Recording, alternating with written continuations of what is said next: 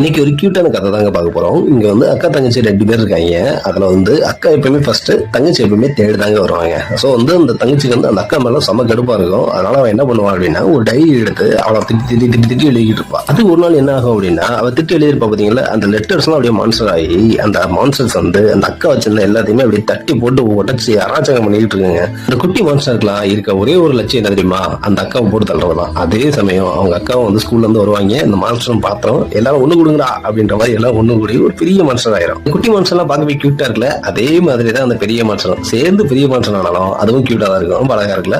ஆனா இது எதுக்காக அப்படின்னா, அவங்க அக்காவை போட்டு தள்ளுறாங்க. தங்கச்சி எப்படியோ சண்டை போட்டு அந்த மான்ஸ்டர் தடுத்துடலாம் அப்படின்ற மாதிரி போராடி பாப்பா, ஆனா முடியாது. சோ ஒரு ஐடியா பண்ணுவா. என்ன பண்ணுவோம் அப்படின்னா, அந்த லெட்டர்ஸ்ல அவ ஹேட்டட் ஸ்பீச், அதாவது திட்டி அது எல்லாத்தையுமே அப்படியே லவ்வா மாத்திடுவா. அதனால அந்த மான்ஸ்டரும் அப்படியே அழிஞ்சு போயிருங்க. சோ கதைங்க நல்லா இருக்கு, பாக்குறதுக்கும் கியூட்டா இருக்குதா. சோ இந்த மாதிரி நிறைய பார்க்கணும் அப்படின்னா நம்ம சேனலை கண்டிப்பா சப்ஸ்கிரைப் பண்ணிக்கங்க. பாய்.